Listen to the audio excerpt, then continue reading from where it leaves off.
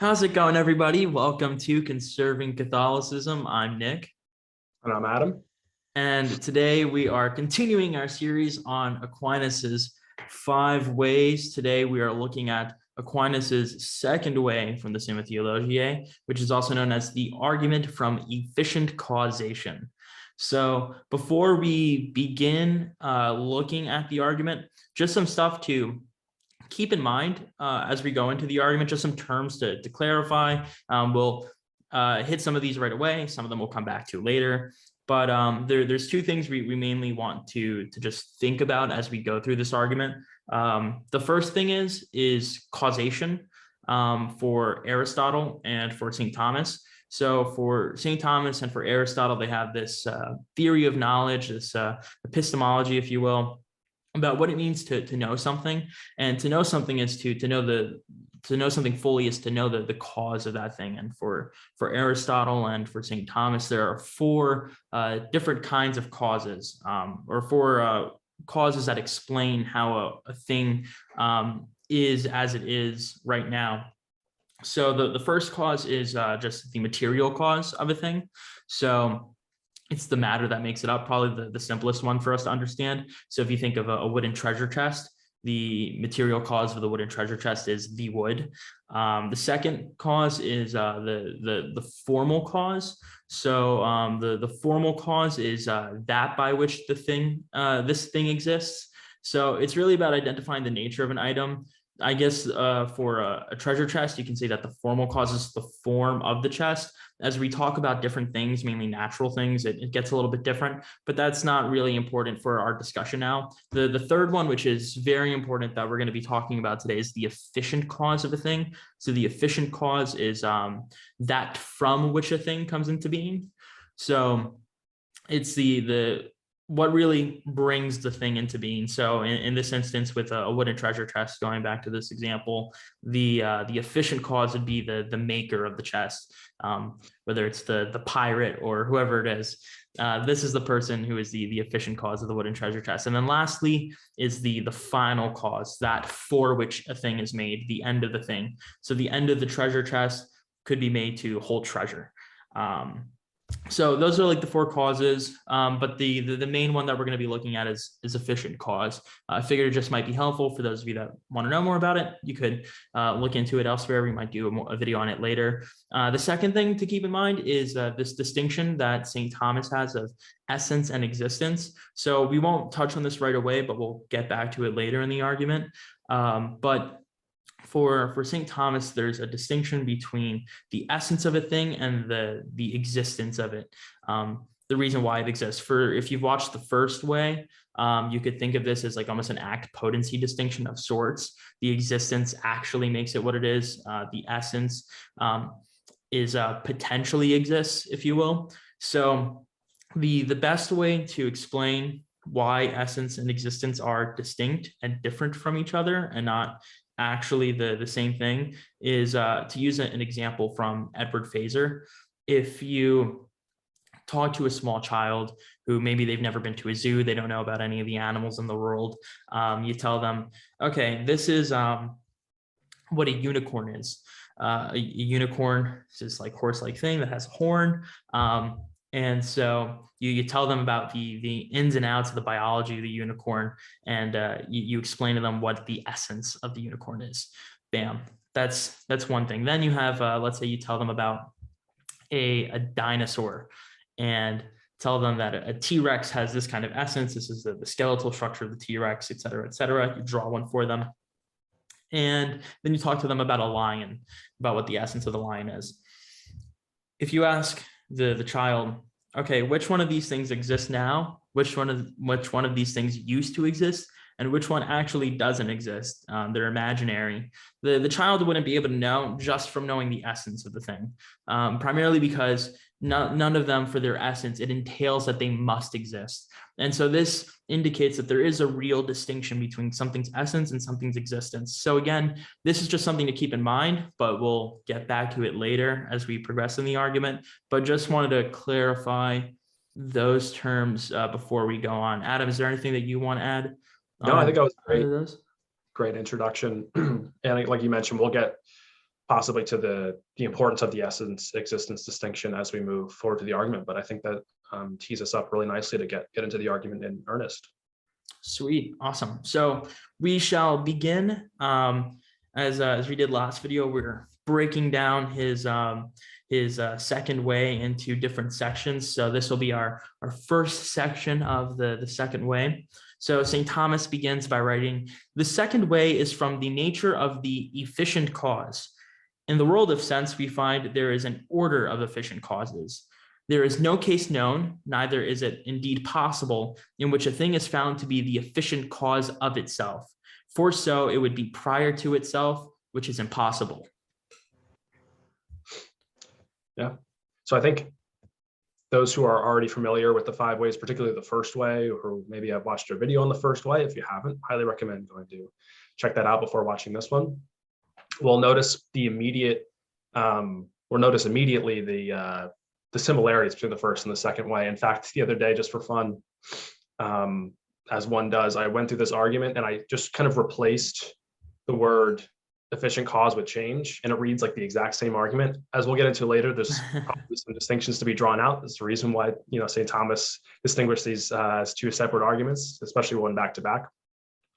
But in any case, I think that the similarities are really good to touch on, just to provide some context for the argument, because we define an efficient cause. It's in a more strict sense, or a more narrow sense, actually. It's that which actualizes the potency, but more generally, it's that which brings something about, as Nick mentioned in his introductory remarks. As with the first way, St. Thomas emphasizes that nothing can actualize itself. Indeed, the second way, I think, offers a more fundamental point, that existence itself is a form of actuality, hence the kind of parallel that Nick drew out in his introduction between essence and existence, and act and potency.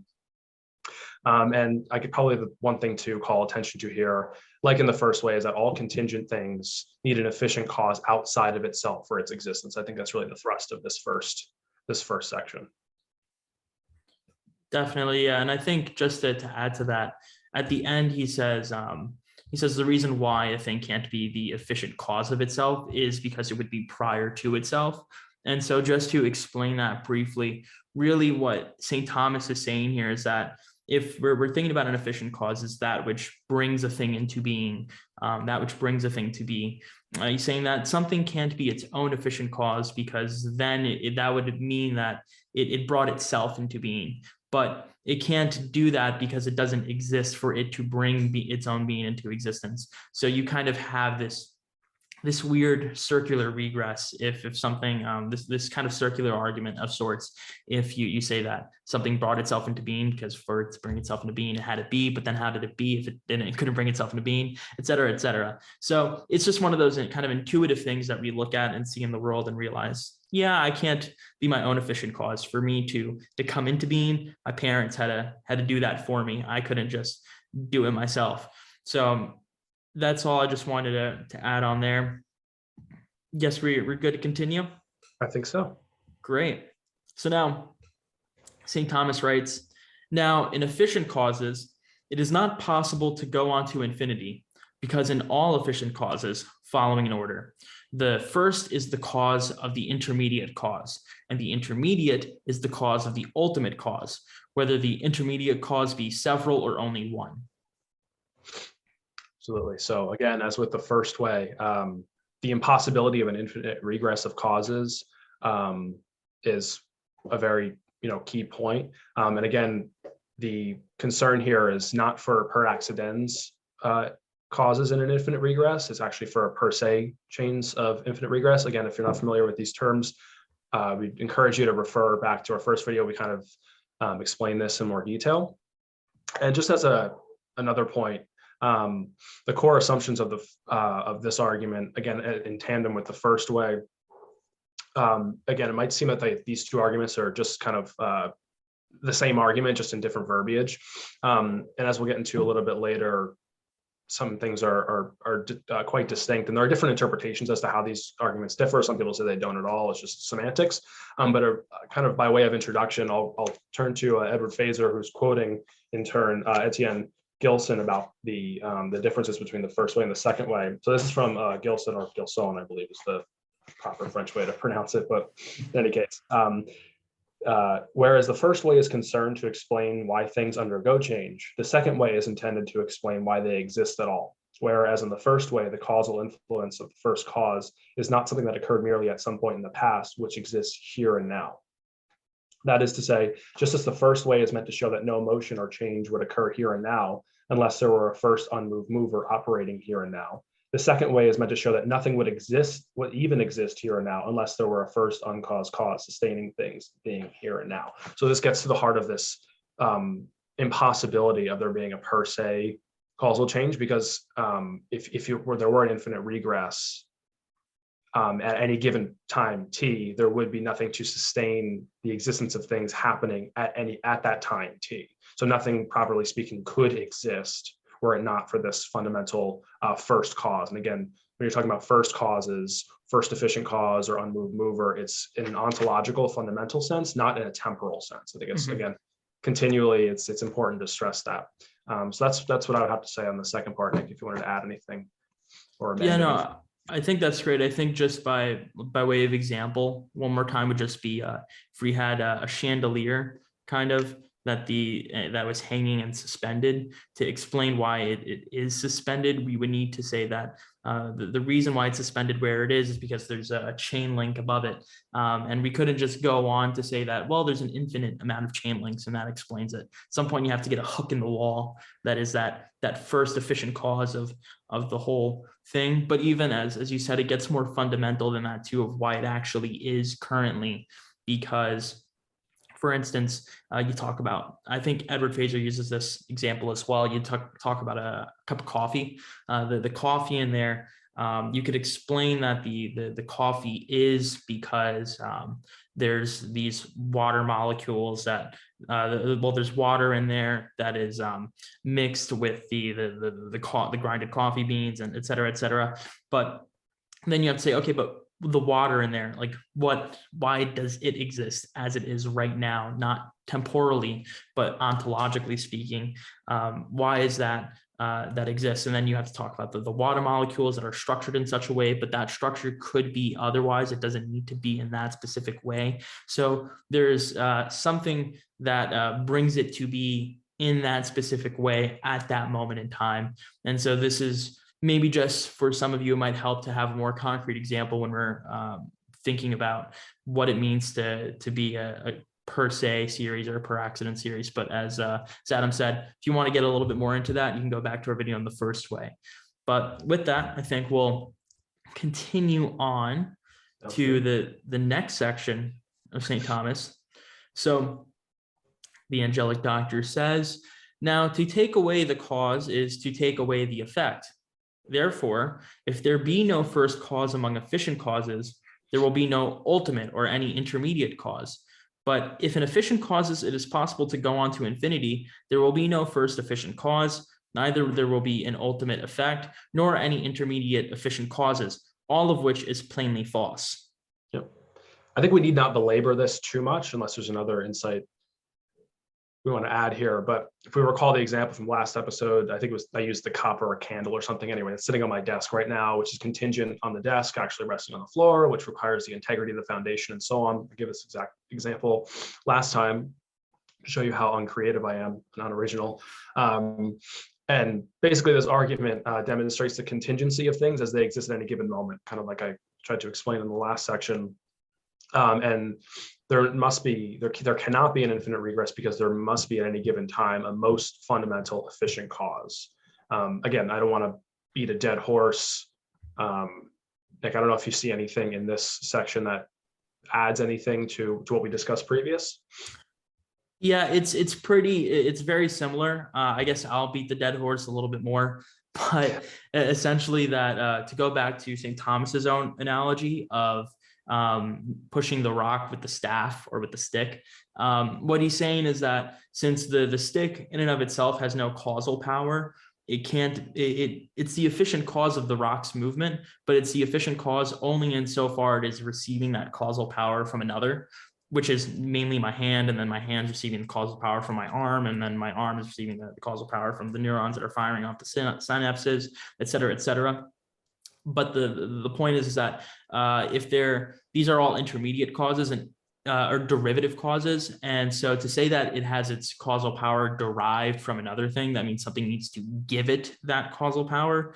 And so it can't just be infinite, it can't be infinite derivatives essentially, because if not, then it's derived from what is derived from. And he's saying that if it's derived from nothing, if there's no first cause, then there can be no second intermediate cause or third intermediate cause. And then you wouldn't see any effects.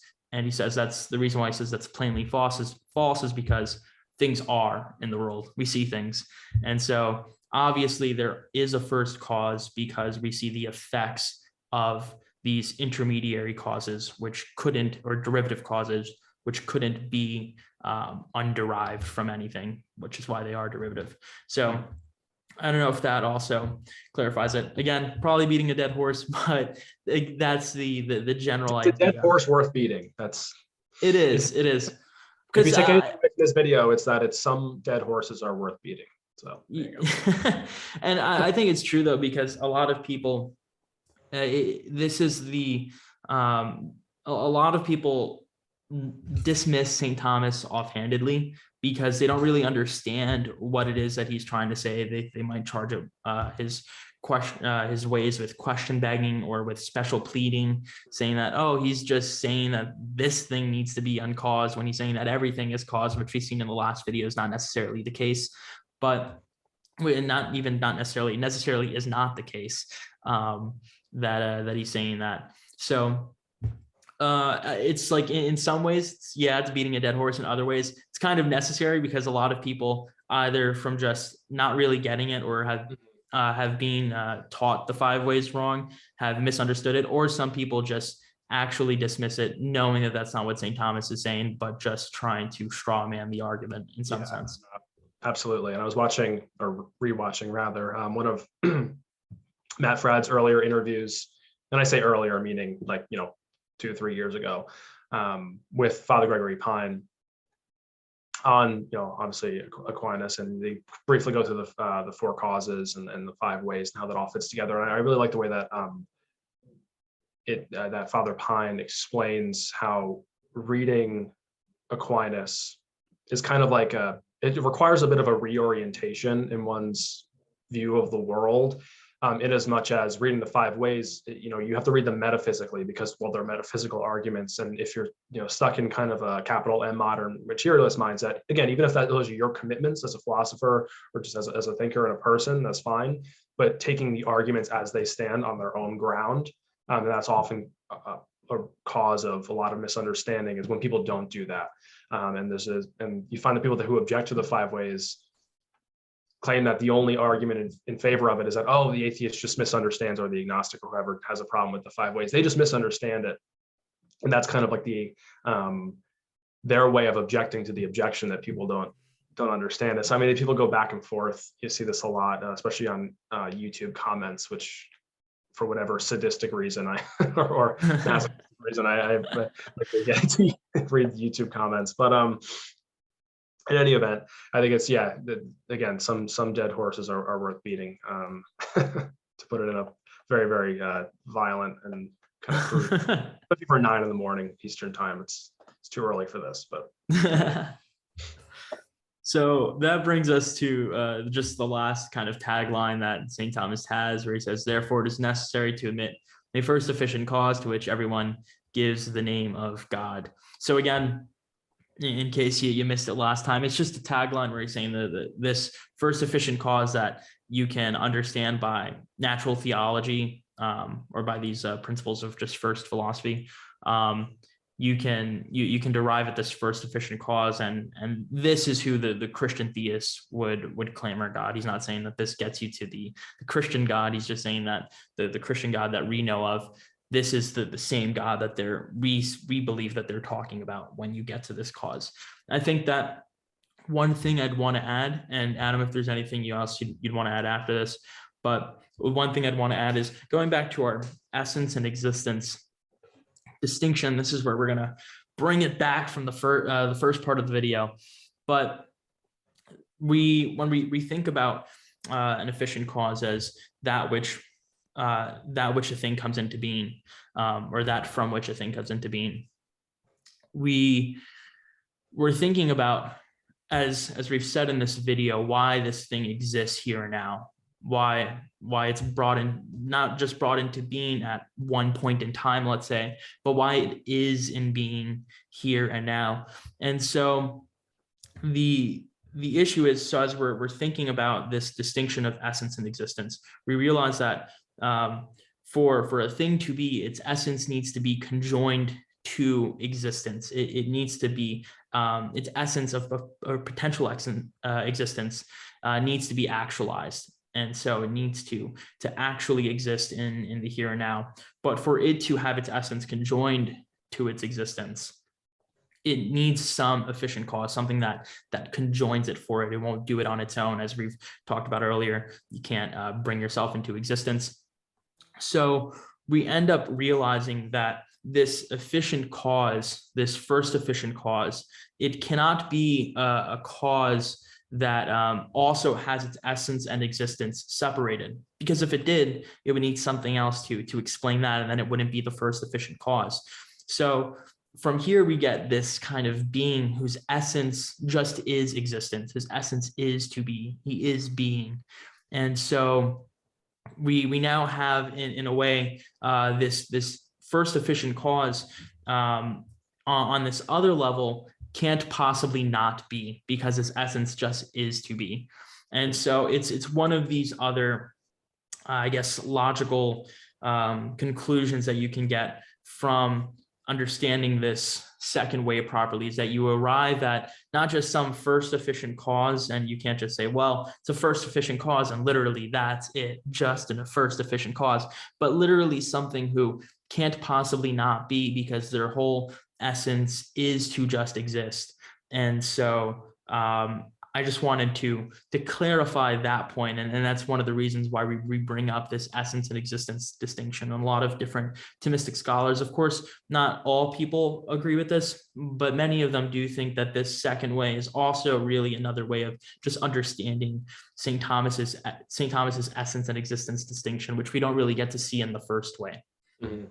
Yeah, or at least you don't get to see directly in the first way. I think I kind of, there are those we can put in two classes, and of course there are infinite variations on this theme, but there are those that think that the first way is just, or sorry, the second way is just a rehash of the first way. It's using different words. And there are others who think it's much different, or at least if not much different, but like kind of explores different territory. And I would kind of strike a middle ground between the two and say that the second way gets more directly to the heart of certain metaphysical conditions that the first way doesn't articulate fully, especially in the Summa, because again, it's, as we mentioned in the first video, the Summa is, well, a summary.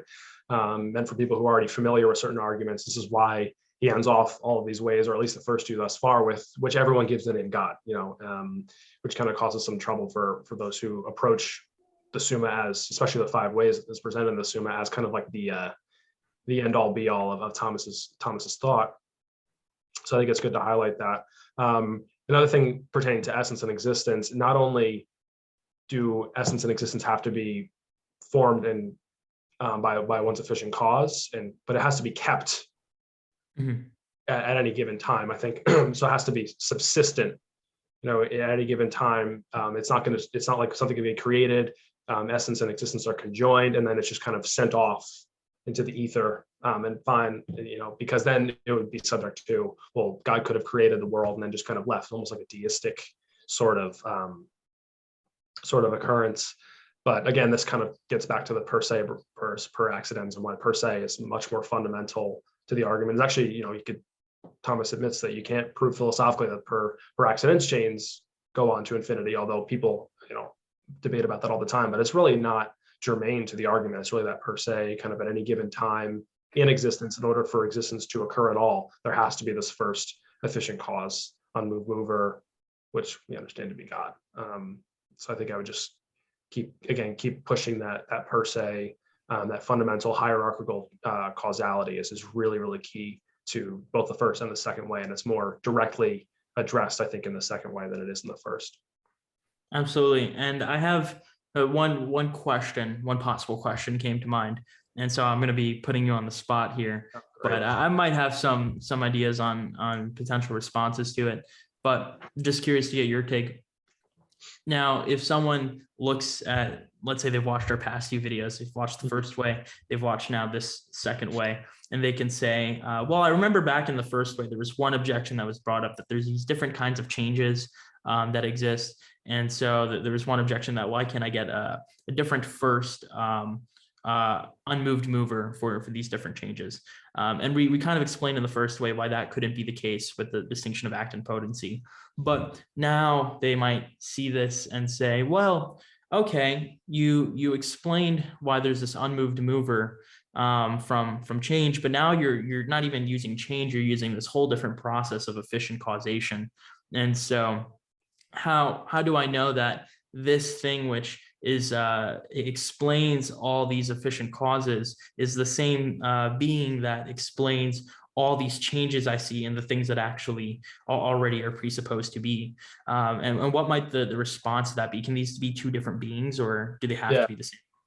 All right, yeah, so two things right off the bat. I mean, I would take objection to the characterization of the relationship between efficient causality as argued for in the second way and change in the first way. And one could argue that change of any sort, again, change as defined as a reduction of potency to act, is just an instantiation of efficient causality. If we take efficient causality, I mean, to bring something about. A change, obviously, an example of the leaves turning or of any, of the coffee getting colder, is, again, a more specific form of efficient causality. Although I know we don't really, we think of the two as separate, but again, I would just announce my quarrel with seeing efficient causality and change as two totally separate things. Of course, there's significant overlap, but there's also differences to be drawn out, but not in such a way that it makes the idea of a first efficient cause, again, an ontologically fundamental first efficient cause, and an unmoved mover, as proven in the first way, as kind of two separate things. And again, we'll arrive similarly at the problem which we talked about in the first way, which is that if you say that, oh, well, can't there just be multiple of these things? We witness different series of changes. Likewise, we witness different instances of efficient causality. Why can't there be 2 or 3 or 50 efficient causers, first efficient movers, if you will? And again, we run into the problem of what would distinguish them.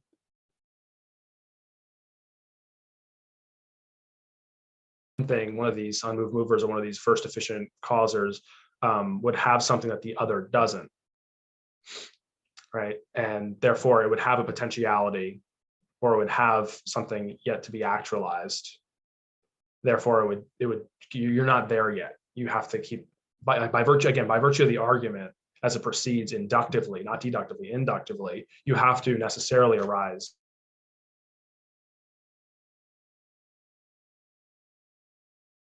the first fundamental efficient cause. It's not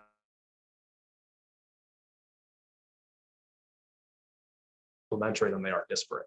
So that's how I would respond, at least initially. There's a lot more work to be done there, to be sure, but so I guess just to summarize, take objection with efficient causality being somewhat at odds or in competition with, or even wildly different than change as it exists. I think there's actually some more similarities and differences there, and the differences that are there are more of kind and of generality rather than of anything that would pit them against one another. And secondly, you're still going to get the problem of distinguishing between these two or more, anything other than one of an actualized actualizer or a first efficient cause. Yeah, I think that's a great response, both of them. I think that on the first hand, you could also say that going back to, for those who were with us there in the first episode, for talking about change, we identified 4 different kinds of changes, but the last one being substantial change, which is to generate something, to bring it into being, or to corrupt it. That's one kind of change. So we can also almost look at, in some ways, this might be, I don't think this is entirely wrong to say, but we can look at efficient causation, all kinds of efficient causation, as being a substantial change, as is one of those 4 kinds of changes. So maybe like all instances of act and potency aren't efficient causation aren't instances of efficient causation, but all instances of efficient causation are an actualization of a potential. You're actualizing the potential of something's essence to exist. And so that's one way we can think about it. And then to your second point, I think that's right. If we think about this essence and existence distinction, especially when it comes to the efficient cause, you can't derive at two beings that are completely different, whose essences are just to be, because then it's two different things who have exactly the same essence of just being, and then you have nothing to distinguish them. So you end up having to say, well, these are the same thing because the efficient cause is something whose essence is just being, is to be, and there's nothing to distinguish. Oh, this is being, but with this kind of feature, or being with that kind of feature. Well, then you have to explain why this being has this kind of feature, and then there's a separateness to it. And so you, like you've said, you haven't arrived at that first efficient cause then, really. So that's all I had to add. I think really that concludes the second way in record time. I know, right? Well, as with, Phaser and is a beginner's guide to Aquinas, which I highly recommend. And I thank you, Nick, for pointing me in that direction. It's a great kind of introductory work to Aquinas, and great as a reference as well, just to kind of, if you're kind of at a loss for words on how to describe something, I always go back to that, just to kind of, be able to articulate things a little bit better. And Phaser himself spends significantly more time on the first way than on the subsequent ways, kind of like we're doing now, because there's a lot of ground to cover, a lot of terminology to sift through in the first way that applies to the second way. So again, if at any point we've mentioned something that we didn't,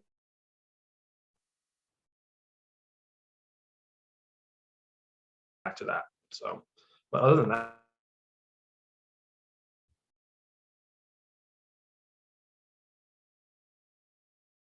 sorry, I think you cut out there on my end a little bit. Connection's been a little wonky there. I think we're back. All right, great. Yeah, so I think that brings us to it. I don't have anything to add, but if you guys have watched our first video through and through, first off, God bless you for doing that. And if you have watched this second video as well, thank you. We hope that you're learning a lot from it. We're certainly learning more about the 5 ways as we're trying to make sure that we unpack it for you guys.